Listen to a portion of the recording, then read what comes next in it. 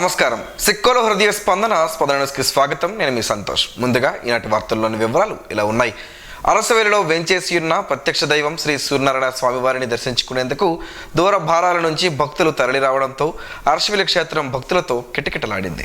దూర భారాల నుంచి విచ్చేసిన భక్తుల దర్శనార్థం ఆలయ అధికారులు క్యూ లైన్లు ఏర్పాటు చేయగా ఈ క్యూ లైన్ల గుండా భక్తులు స్వామివారిని దర్శించుకున్నారు. భక్తులు ముందుగా ఇంద్ర పుష్కరిణి వద్ద ఏర్పాటు చేసిన స్నానపు గదుల్లో స్నానం ఆచరించి స్వామివారికి మొక్కులు చెల్లించుకున్న అనంతరం స్వామివారిని దర్శించుకుని తీర్థ ప్రసాదాలను స్వీకరించారు. అలాగే ఆలయ అనివెట్టి మండపంలో సామూహిక సూర్య నమస్కారాల కార్యక్రమాన్ని అర్చకులు నిర్వహించారు. ఈ కార్యక్రమంలో భక్తులు పాల్గొని స్వామివారి అనుగ్రహాన్ని ఆకాంక్షించారు. ఆలయ ప్రాంగణంలో దర్శనం అనంతరం తిరిగి వెళ్లే భక్తులకు ఆలయ అధికారులు ఉచితంగా ప్రసాదాన్ని అందజేస్తున్నారు. ప్రతిరోజు ఆలయ ప్రాంగణంలో జరిగే అన్న ప్రసాద వితరణ కార్యక్రమం ఈ రోజు కూడా జరిగింది. ఆలయ ప్రాంగణం అంతా భక్తులతో కిటకిటలాడగా భక్తులకు అన్ని ఏర్పాట్లకు అధికారులు చర్యలు చేపట్టారు. భక్తులకు అవసరమైన మందులను వైద్య ఆరోగ్య శాఖ సిబ్బంది అందజేశారు. ఈ మేరకు స్వామివారికి భక్తుల నుంచి వివిధ రూపాల్లో వచ్చిన ఆదాయ వివరాలను ఈవో ఒక ప్రకటనలో వెల్లడించారు. ఈరోజు శ్రీ సూర్యనారాయణ స్వామివారికి టికెట్ల రూపేణ 3,96,000 రూపాయలు రాగా పూజలు విరాళాల రూపంలో 78,890 రూపాయలు, ప్రసాదాల రూపంలో 2,51,840 రూపాయలు స్వామివారికి ఆదాయం వచ్చిందని ఆలయ ఈవో ఎస్ చంద్రశేఖర్ ప్రకటనలో పేర్కొన్నారు. ఈ నెల 17న ప్రశాంత వాతావరణంలో ముస్లిం సోదరులు బక్రీద్ పండుగను నిర్వహించుకునేలా జిల్లాలోని ప్రధాన మసీదులు, ఈద్గాల వద్ద పటిష్ట బందోబస్తు ఏర్పాటు చేస్తున్నట్లు ఎస్పీ జిఆర్ రాధిక ఒక ప్రకటనలో తెలిపారు. ముస్లిం సోదరులు కుటుంబ సభ్యులతో సంతోషంగా బక్రీద్ చేసుకోవాలని కోరారు. ఆవులను ఒక చోట నుంచి మరో చోటకు తరలించే క్రమంలో తగిన ధృవీకరణ పత్రాలు కలిగి ఉండాలని స్పష్టం చేశారు. లేకుంటే చట్ట ప్రకారం కఠిన చర్యలు తప్పవని హెచ్చరించారు. గోవులను వధించడం నిషేధమని, చట్టాన్ని ఎవరైనా అతిక్రమిస్తే కఠిన శిక్షలు తప్పవని పేర్కొన్నారు. జిల్లా వ్యాప్తంగా గోవుల రవాణాపై నిరంతర నిఘా ఏర్పాటు చేసినట్టు తెలిపారు. మత సామరస్యానికి భంగం కలిగించే విధంగా ఎవరైనా రెచ్చగొట్టే ప్రసంగాలు చేసినా, సోషల్ మీడియాలో అసభ్య పోస్టులు పెట్టినా కఠిన చర్యలు తప్పవని హెచ్చరించారు. బక్రీద్ పండుగ సందర్భంగా జిల్లాలో ఏదైనా అవాంఛనీయ సంఘటనలు ఉత్పన్నమయ్యే పరిస్థితులు ఉంటే శ్రీకాకుళం జిల్లా పోలీస్ వాట్సాప్ నంబర్ 6309990933 నంబర్కు సమాచారాన్ని అందించాలని ప్రజలకు విజ్ఞప్తి చేశారు. కేంద్ర పౌర విమానయాన శాఖ మంత్రిగా ప్రమాణ స్వీకారం చేసి తొలిసారిగా జిల్లాకు విచ్చేస్తున్న కింజరాపు రామ్మోహన్ నాయుడు, రాష్ట్ర వ్యవసాయ శాఖ మంత్రి కింజరాపు అచ్చెన్నాయుడులు జిల్లాకు తొలిసారి విచ్చేస్తున్న శుభ సందర్భంగా వారికి ఘన స్వాగతం పలకాలని శ్రీకాకుళం నియోజకవర్గ శాసనసభ్యులు గుండు శంకర్ పిలుపునిచ్చారు. సోమవారం కార్లపై వచ్చేవారు ఉదయం 8 గంటలకు విశాఖపట్నం ఎయిర్పోర్టుకు తరలి రావాలని, అదేవిధంగా మధ్యాహ్నం 2 గంటలకు నగర ముఖద్వారం స్వర్గీయ ఎర్రంనాయుడు విగ్రహం వద్ద ఘన స్వాగతం పలికి బైక్ ర్యాలీతో ఎన్టీఆర్ ఎంఎస్ స్కూల్ మైదానానికి చేరుకోవడం జరుగుతుందని, అనంతరం ఆత్మీయ అభినందన కార్యక్రమం జరుగుతుందన్నారు. ఈ స్వాగత కార్యక్రమానికి పార్టీ శ్రేణులు, కూటమి నాయకులు, అభిమానులు, కార్యకర్తలు తరలివచ్చి విజయవంతం చేయాలని గుండు శంకర్ కోరారు. ఈ నెల 9వ తేదీన విశాఖలో జరిగిన రాష్ట్ర స్థాయి కిక్ బాక్సింగ్ పోటీల్లో శ్రీకాకుళం జిల్లా క్రీడాకారులు సత్తా చాటడంపై హర్షం వ్యక్తం చేస్తూ వారిని శిక్షకులు గ్రాండ్ మాస్టర్ తాడివలస శ్రీనివాసరావు అభినందనలు తెలిపారు. ఈ మేరకు ఆదివారం స్థానిక వైఎస్ఆర్ కళ్యాణ మండపంలో రాష్ట్ర స్థాయి కిక్ బాక్సింగ్ పోటీలలో గెలుపొందిన విజేతలకు అభినందన సభ మరియు సాయిబాబా మార్షల్ ఆర్ట్స్ 6వ వార్షికోత్సవం సందర్భంగా ఆ సంస్థ వ్యవస్థాపకులు వై హేమంత్ కుమార్ యాదవ్ ఆధ్వర్యంలో నిర్వహించారు. ఈ అభినందన సభలో పాల్గొన్న ముఖ్య అతిథులు ప్రెస్ క్లబ్ యూనియన్ అధ్యక్షులు కొంక్యాన వేణుగోపాల్, లయన్స్ ఇంటర్నేషనల్ జిల్లా అధ్యక్షులు నటుకుల మోహన్, నటుకుల రేణుకలు పాల్గొని విశాఖలో జరిగిన కిక్ బాక్సింగ్ పోటీలో సత్తా చాటడం చాలా ఆనందంగా ఉందని, మరింతగా శ్రమించి ఉన్నతంగా రాణించాలని క్రీడాకారులకు సూచించారు. ఆత్మరక్షణ విద్యలతో శారీరక, మానసిక ఆరోగ్యం కలుగుతుందని చెప్పారు. అనంతరం గెలుపొందిన విజేతలకు బహుమతులను ప్రదానం చేశారు. అలాగే వార్షికోత్సవ వేడుకలు కూడా ఘనంగా నిర్వహించారు.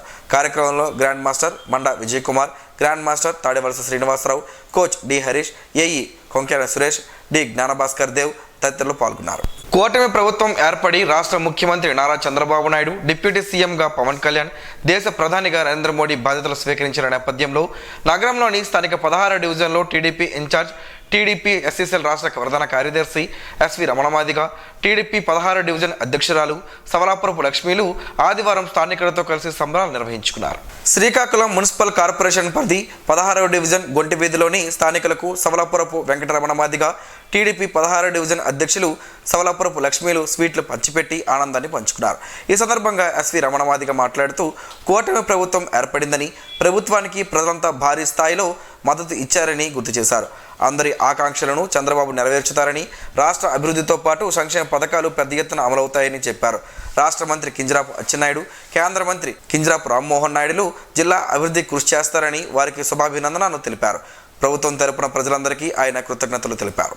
కూటమి ప్రభుత్వం వచ్చాక సొండి కులస్తులకు తప్పకుండా న్యాయం చేస్తామని ఎన్నికల ప్రచారంలో చంద్రబాబు నాయుడు చెప్పారని, చెప్పినట్లుగానే తమకు న్యాయం చేయాలని సొండి కుల సంక్షేమ సంఘం రాష్ట్ర అధ్యక్షుడు రత్నాల కాశీ విశ్వనాథ చౌదరి కోరారు.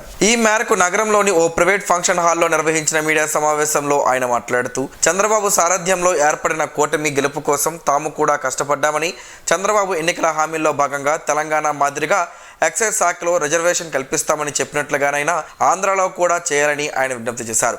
ఓబీసీలుగా సొండి కులానికి ఇతర రాష్ట్రాల మాదిరిగా గుర్తించాలని కోరారు. ప్రత్యేక సొండి కుల కార్పొరేషన్ ఏర్పాటు చేయాలని విజ్ఞప్తి చేశారు. ఏజెన్సీ ప్రాంతంలో ఉన్న తమ కులస్తులను ఇదివరకు మాదిరిగానే అబార్జినల్ ట్రైబల్ గా గుర్తించాలని కోరారు. నామినేటెడ్ పదవులు ఇవ్వాలన్నారు. సంఘం రాష్ట్ర కార్యదర్శి షావుకారు నాగేశ్వరరావు మాట్లాడుతూ, నాటుసారా తయారు చేసుకుని అమ్ముకుని కులవర్తిగా బ్రతికే తమ వారికి ప్రభుత్వం నాటునారాను నియంత్రించిందే తప్ప ప్రత్యామ్నాయ మార్గాలను ప్రభుత్వం చూపలేదని వాపోయారు. కూటమి పార్టీలు ప్రభుత్వం ఏర్పాటు చేశాక తమకు న్యాయం చేస్తామన్న చంద్రబాబు నాయుడు సాధ్యమైనంత త్వరగా న్యాయం చేయాలని కోరారు. పట్టణ కార్యదర్శి జగన్మోహన్ రావు మాట్లాడుతూ, నూతన ప్రభుత్వం ఆబ్కారీ విధానంలో షాపులు, బార్లు కేటాయింపులో తమ కులానికి 10% కేటాయించాలని విజ్ఞప్తి చేశారు. ఈ సమావేశంలో స్టేట్ ట్రెజరర్ ఆర్ నాగేశ్వరరావు, రత్నాల నరసింహమూర్తి తదితరులు ఉన్నారు. పాతపట్నం ఎమ్మెల్యేగా అత్యధిక మెజారిటీతో గెలుపొందిన మామిడి గోవిందరావును ఈరోజు ఆయన క్యాంపు కార్యాలయంలో పాతపట్నం నియోజకవర్గం ఎండియు ఆపరేటర్లంతా మర్యాదపూర్వకంగా కలిసి అభినందనలు తెలిపారు. ఎండియు ఆపరేటర్ల సంఘం రాష్ట్ర గౌరవ అధ్యక్షుడు రౌతు సూర్యనారాయణ ఆధ్వర్యంలో నియోజకవర్గం ఎండియు ఆపరేటర్లు మామిడి గోవిందరావుకు అభినందనలు తెలియజేస్తూ, ఆయన గెలుపు ప్రజల గెలుపు అని వెల్లడిస్తూ విజయోత్సవాల సందర్భంగా కేక్ను కట్ చేసి అందరికీ ఎమ్మెల్యే గోవిందరావు పంచిపెట్టారు. ఈ సందర్భంగా ఎమ్మెల్యే మాట్లాడుతూ, ఎండియు ఆపరేటర్ల సమస్యలపై తాను స్పందించి పరిష్కారానికి కృషి చేస్తారని తెలిపారు. కూటమి సభ్యులకు ప్రజలంతా బ్రహ్మరథం పట్టారని, అద్భుతమైన విజయాన్ని సాధించారని, ప్రజల ఆశలను వమ్ము చేయకుండా పాలన అందిస్తానని, ఎండియు ఆపరేటర్లకు ఏ సమస్యలున్నా తమ దృష్టికి తీసుకువెళితే తప్పనిసరిగా పరిష్కారానికి కృషి చేస్తానని గోవిందరావు ఎండియు ఆపరేటర్లకు భరోసా కల్పించారు. రౌతు సూర్యనారాయణ మాట్లాడుతూ, ఈ నియోజకవర్గం ప్రజలు చాలా తెలివైన వారని, మంచి వ్యక్తిని ఎన్నుకున్నారని, ఆయన నేతృత్వంలో ఈ నియోజకవర్గం అభివృద్ధి దిశగా వెళుతుందని చెప్పారు. ఈ కార్యక్రమంలో కొత్తూరు, హిరమండలం, ఎల్లన్నపేట, మెలియాపుట్టి, పాతపట్నం మండల అధ్యక్షులు వాసు, గోపి, నవీన్, శ్రీనివాస్, సాయిరాజ్, అనిల్ మరియు నియోజకవర్గ ఎండియు ఆపరేటర్స్ తదితరులు పాల్గొన్నారు. అరసవిల్లి దరిలో గల శ్రీ రమ్య తిరుమల ఆలయంలో ఈ నెల 17న ఏకాదశి సందర్భంగా ఉదయం 6:30 నుంచి 8:30 వరకు స్వామివారికి పంచామృత అభిషేకం, అర్చన, అలంకారం జరుగునని ఆలయ ప్రధాన అర్చకులు కరిరంగనాథ వేణుమాధవాచార్యులు తెలిపారు. ఈ మేరకు ఆయన ఒక ప్రకటన విడుదల చేశారు. 17వ తేదీన ఏకాదశిని పురస్కరించుకొని ఉదయం 6:30 స్వామివారికి పంచామృత అభిషేకం, అర్చన, అలంకారం అనంతరం సామూహిక 1,00,000 తులసి దళాలతో సహస్రనామార్చన చేయనున్నట్లు తెలిపారు. 17న జరిగే పంచామృత అభిషేకం, అర్చన, అలంకార కార్యక్రమానికి భక్తులు పాల్గొని స్వామివారి ఆశీస్సులు పొందాలని ఆయన ఆకాంక్షించారు. ఈ నెల 18 నుండి 22వ తేదీ వరకు మధ్యవర్తిత్వంపై న్యాయవాది మధ్యవర్తులకు శిక్షణ ఇస్తున్నట్లు జిల్లా జడ్జ్, జిల్లా న్యాయ సేవాధికార సంస్థ అధ్యక్షులు జునైద్ అహ్మద్ మౌలానా తెలిపారు. జిల్లా కోర్టులోని ఆయన ఛాంబర్లో శనివారం నిర్వహించిన సమావేశంలో మాట్లాడారు. సుప్రీంకోర్టు మధ్యవర్తిత్వం, సంధి ప్రాజెక్ట్ కమిటీ మధ్యవర్తిత్వ భావన, సాంకేతికతలపై 40 గంటల పాటు మధ్యవర్తిత్వ శిక్షణ కార్యక్రమాన్ని నిర్వహించాలని ప్రతిపాదించిందని తెలిపారు. జిల్లా కోర్టు కాన్ఫరెన్స్ హాల్లో ఈ శిక్షణ ఉంటుందని తెలిపారు. ఉమ్మడి జిల్లాలోని కోటబొమ్మాలి, నరసన్నపేట, పాలకొండ, పలాస, పాతపట్నం, రాజాం, సోంపేట కోర్టు పరిధిలోని లీగల్ సర్వీసెస్ కమిటీల చైర్మన్లు, అడ్వకేట్ మధ్యవర్తులు ఈ శిక్షణలో పాల్గొంటారని తెలిపారు. 18న ప్రారంభ సెషన్తో శిక్షణ తరగతులు ప్రారంభం కానున్నాయని తెలిపారు. సమావేశంలో న్యాయ సేవాధికార సంస్థ కార్యదర్శి ఆర్ సన్యాసనాయుడు తదితరులు పాల్గొన్నారు. శ్రీకాకుళం జిల్లాలో శ్రీ సత్యసాయి సేవా సంస్థలు ఈ రోజు ఎంపిక చేసిన వివిధ గ్రామాలలో శ్రీ సత్యసాయి గ్రామ సేవల పేరిట పలు సేవా కార్యక్రమాలు నిర్వహించారు. ఈ సందర్భంగా జిల్లా అధ్యక్షులు సూర రామచంద్రరావు మాట్లాడుతూ, వృద్ధులకు, మహిళలకు ఉపయోగపడాలన్న సేవాభావంతో ఉచిత డెంటల్ వైద్య శిబిరాలు ఏర్పాటు చేసినట్లు చెప్పారు. మన సంస్కృతి, సాంప్రదాయాలు, మానవతా విలువలు, నైతిక విలువలు పెంపొందింప చేసుకుని క్రమశిక్షణతో కూడిన ఆనందకరమైన జీవితం గడుపుటకు దోహదపడే బాల వికాస్ తరగతులు నిర్వహించడం జరుగుతుందని చెప్పారు. వాతావరణ కాలుష్యాన్ని, భూతాపాన్ని తగ్గించి వాతావరణంలో ఆక్సిజన్ శాతం పెంచుటకు దోహదపడే మొక్కల పెంపకం చేపడుతున్నట్లు, అలాగే గ్రామాలలో ఆధ్యాత్మిక, సాంస్కృతిక కార్యక్రమాల ద్వారా ప్రశాంత వాతావరణం నెలకొల్పుటకు సహకరించే సత్సంగములు, భజనలు, శ్రీ సత్యసాయి పల్లకి ఉత్సవములు, ఆధ్యాత్మిక ఉపన్యాసాలు నిర్వహించడం జరిగిందని తెలియజేశారు. అలాగే అమృత కలశముల పంపిణీ, గొడుగుల పంపిణీ, పాదరక్షల పంపిణీ కూడా చేసినట్లు వివరించారు. ఈ కార్యక్రమంలో జిల్లా గ్రామ సేవల ఇన్ఛార్జ్ రవీంద్రబాబు, రాష్ట్ర Vidyajyothi incharge S Guruprasad, doctor Tatayyalu, doctor Karthik, జిల్లా సమన్వయకర్తలు అనాది గుప్తా, బోయిన నరసింహమూర్తి, పప్పల నాగేశ్వరరావు, శివకుమార్, అమ్మయ్యమ్మ, లలిత, శ్రీలక్ష్మి, జనార్దన్ రావు, కాశీ, కిలాన శ్రీనివాసరావు, చంద్రశేఖర్, సాయికృష్ణ, బాల వికాస్ గురువులు, బాల వికాస్ పిల్లలు, భక్తులు పాల్గొన్నారు. తూర్పుకాపు సామాజిక వర్గానికి రాజకీయ ప్రాధాన్యత కల్పించాలని సీఎం చంద్రబాబు నాయుడుకు తూర్పుకాపు సంక్షేమ సంఘం నాయకులు ఆదివారం నగరంలోని ఓ ప్రైవేట్ ఫంక్షన్ హాల్లో నిర్వహించిన సమావేశంలో విజ్ఞప్తి చేశారు. తూర్పుకాపు సంక్షేమ సంఘం నాయకులంతా సమావేశం అయ్యి భవిష్యత్ కార్యాచరణను సిద్ధం చేసుకున్నారు. ఈ సందర్భంగా వారు మీడియాతో మాట్లాడారు. తమ సామాజిక వర్గానికి రాజకీయ ప్రాధాన్యత కల్పించాలని వారంతా డిమాండ్ చేశారు. తమకు అన్యాయం జరిగిందంటూ చెప్పడం లేదని, కూటమి ప్రభుత్వంలో ప్రాధాన్యత కల్పించాలని కోరారు. జిల్లాలో ఎక్కువ శాతం జనాభా తమ సామాజిక వర్గం ఉందని, కూటమి గెలుపులో తమ వర్గం పాత్ర కూడా ఉందని చెప్పారు. నామినేటెడ్ పోస్టులను తమ సామాజిక వర్గ ప్రతినిధులకు కేటాయించాలని విజ్ఞప్తి చేశారు. అలాగే మంత్రి పదవి కూడా ఇప్పించాలని తెలిపారు. జిల్లా అభివృద్ధికి తమ సంఘం పూర్తి సహకారం ఉంటుందన్నారు. తాము ఏ కులానికి వ్యతిరేకం కాదని, తమకు ఏ కులం వ్యతిరేకం లేదని స్పష్టం చేశారు. తూర్పుకాపు సామాజిక వర్గం ఉద్యోగులపై కక్షపూరితంగా వ్యవహరిస్తున్నట్లు వార్తలు వస్తున్నాయని, ఈ విషయంలో కాస్త ఆలోచన చేయాలని, లేకుండా తమ ఐక్యత చాటుతామని చెప్పారు. కేంద్ర ప్రభుత్వం ఇవ్వనున్న సంస్థలు జిల్లాకు ఒకటైనా కేటాయించాలని వారు డిమాండ్ చేశారు. పైడి భీమవరంలో పరిశ్రమలు వచ్చేలా ప్రోత్సాహం అందించాలని కోరారు. యువతకు ఉత్సాహపరిచేలా ఉద్యోగ అవకాశాలు కల్పించాలని, తాము ముఖ్యమంత్రి చంద్రబాబు చేసిన 5 సంతకాలకు మద్దతు తెలియజేస్తున్నట్లు ప్రకటించారు. సమావేశంలో సంఘం నాయకులు సురంగి మోహన్ రావు, రాడ మోహన్ రావు, రాజశేఖర్ తదితరులు ఉన్నారు. శ్రీకాకుళం నగరవాసులకు దాహార్తిని తీర్చే నాగావళి నది పరిరక్షణకు ముందుకు వస్తున్న యువతకు సలాం చెబుతున్నామని శ్రీకాకుళం మున్సిపల్ కార్పొరేషన్ ఆరోగ్య శాఖ అధికారి డాక్టర్ వెంకట్రావు అన్నారు. ఆదివారం శ్రీకాకుళం నగరంలో హయతి నగరం ఒడ్డున నాగావళి నది పరిశుభ్రత కార్యక్రమం పెద్ద ఎత్తున చేపట్టారు. మున్సిపల్ పారిశుద్ధ కార్మికులు, స్వచ్ఛంద సంస్థల ప్రతినిధులు పెద్ద సంఖ్యలో తరలివచ్చి ఈ బృహత్తర యజ్ఞంలో శ్రామికుల వలె పనిచేశారు. విడతల వారీగా నదిని శుభ్రపరుస్తూ స్వచ్ఛ శ్రీకాకుళం స్థాపనలో భాగస్వామ్యం అవుతున్నారు. నదులు సమృద్ధిగా నీటి సరఫరా చేస్తూ మనుషులకు, జంతువులకు, రైతులకు కావలసిన త్రాగునీరు, సాగునీరు అందిస్తాయని తెలిపారు. నదిని కలుషితం కాకుండా చూసే బాధ్యత అందరిపై ఉందన్నారు. శ్రీకాకుళం నగర ప్రజలు చెత్తను, ఇతర వ్యర్థ పదార్థాలను నదిలో వేయకుండా ఇంటికి వచ్చే పారిశుద్ధ కార్మికులకు అందించాలని, లేదా వీధుల్లో ఏర్పాటు చేసే చెత్త కుండీల్లో వేయాలని ఆయన సూచించారు. శ్రీకాకుళం నగరాన్ని సుందర నగరంగా తీర్చిదిద్దే పనికి శ్రీకారం చుట్టామని, దీనికి ప్రజలు సంపూర్ణ సహకారాన్ని అందించాలని మున్సిపల్ హెల్త్ అధికారి కోరారు.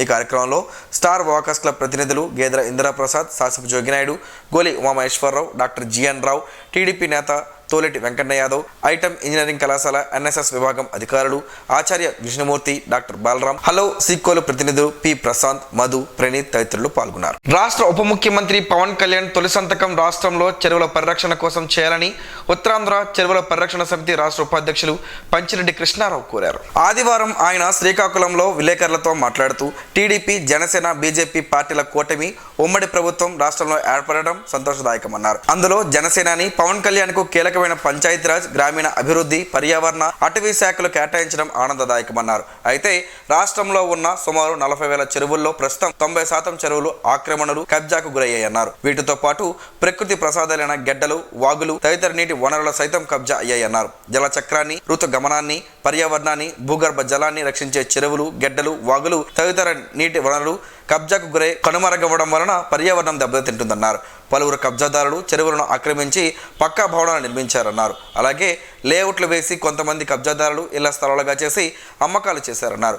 చెరువులు కనుమరుగు కావడంతో జలచక్రం గతి తప్పి, ఋతువుల క్రమం తప్పి సకాలంలో వర్షం కురవడం లేదన్నారు. కబ్జాలో ఉన్న చెరువు స్థలాలను స్వాధీనం చేసుకుని చెరువులుగా మార్చాలని కోరారు. వేరుశనగతో పలు ఆరోగ్య ప్రయోజనాలు ఉన్నాయని ఆరోగ్య నిపుణులు చెబుతున్నారు. ఆ వివరాలేంటో ఈరోజు ప్రసారం అయ్యే ఆరోగ్యమే మహాభాగ్యంలో తెలుసుకుందాం.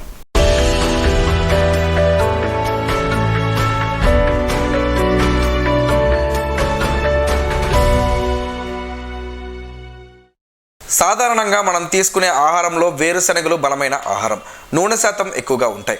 శాకాహారంగా చౌకగా మాంసకృతులు వీటిలో దొరుకుతాయి. కోడిగుడ్డులో కంటే 2.5 రెట్లు ఎక్కువగానే మాంసకృతులు ఉంటాయి. 70% సాచ్యురేటెడ్, 15% పోలీ అన్సాచ్యురేటెడ్, 15% మెనో అన్సాచ్యురేటెడ్ ఉన్నాయి. మెనో అన్సాచ్యురేటెడ్ కొవ్వులే శరీరానికి మేలు చేస్తాయి. ఇంట్లో ఉండే వేరుశనగ పప్పు ప్రతిరోజు గుప్పెడు తింటే ఆరోగ్యానికి ఎంతో మేలు జరుగుతుందని ఆరోగ్య నిపుణులు చెబుతున్నారు. ప్రతిరోజు ఆహారంలో వీటిని తీసుకున్నా కూడా మంచిదే. ప్రతి 100 గ్రాముల వేరుశనగల్లో 8 గ్రాముల విటమిన్ ఇ ఉంటుంది. నియాసిన్, ప్రోటీన్, మ్యాంగనీస్ పోషకాలు అధికం. అమినో యాసిడ్స్ కూడా ఎక్కువ. ఇవి పిత్తాశయంలో రాళ్ళు ఏర్పడకుండా నివారిస్తుంది. అమినో యాసిడ్స్ మెదడు నాడీ కణాలకు సంబంధించిన కెరోటినిన్ ఉత్పత్తి చేస్తుంది. ఇది మెదడు ఒత్తిడికి గురికాకుండా సహాయపడుతుంది. మెదడు కణాలు దెబ్బకు తినకుండా రక్షణ కల్పించి జ్ఞాపక శక్తి మెరుగుపరుస్తుంది. ఫ్యాట్ శరీరానికి శక్తిగా మార్పు చెందుతుంది. శరీరంలో జీవక్రియలన్నీ ఆరోగ్యంగా జరగడానికి ఇవి సహాయపడతాయి. కాల్షియం, విటమిన్ డిలు ఎముక పుష్టికి దోహదపడతాయి. Riboflavin, niacin, thiamine, vitamin B6, ఫోలేట్లు అధికంగా ఉంటాయి. ఇవి శరీరంలోని ఫ్రీ రాడికల్స్ చర్యలను నిరోధిస్తుంది.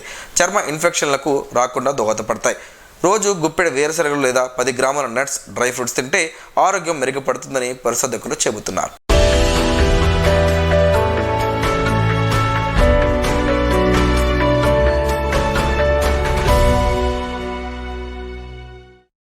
ఈరోజు వార్తల్లో ఒక మంచి మాటను విందాం, ఆచరిద్దాం. సమాజ శ్రేయస్సును కాంక్షించే మహనీయుల మాటల్లోంచి ఈరోజు.